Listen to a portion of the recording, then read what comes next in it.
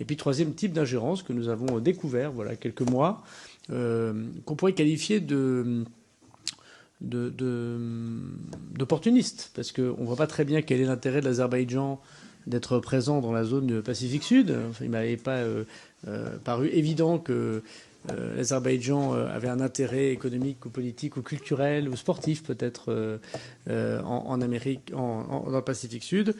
Il est évident que le lien que l'Azerbaïdjan peut avoir avec quelques courants indépendantistes ou quelques personnes indépendantistes, liens de toutes sortes d'ailleurs, dont il appartient sans doute à la délégation parlementaire au renseignement. Monsieur le Président, demandez, si vous le souhaitez, des précisions et des communications sur des sujets financiers, sur des sujets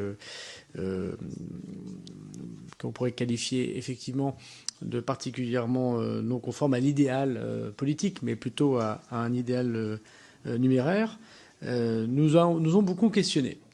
Ils nous ont beaucoup questionnés parce que l'Azerbaïdjan, on le voit bien, essaye d'utiliser le dossier calédonien, non pas pour le bien de telle ou telle population, de tel ou tel principe démocratique. Encore faut-il que l'Azerbaïdjan ait des principes démocratiques, ce qui ne nous a pas paru évident, mais cherche évidemment à répondre à la défense, et qui fait l'honneur de la France, je crois, des Arméniens et du massacre des Arméniens par la puissance azerbaïdjanaise. Et l'utilisation de l'Azerbaïdjan de ce dossier calédonien au niveau international comme au niveau de la Nouvelle-Calédonie nous choque profondément.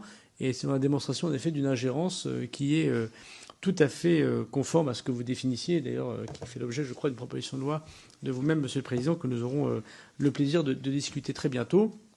Il faut donc dénoncer ces ingérences. C'est ce que, évidemment, regarde et contrôle la DGSI sous mon autorité. C'est aussi le travail que fait la DGSE sous l'autorité des ministres des Armées.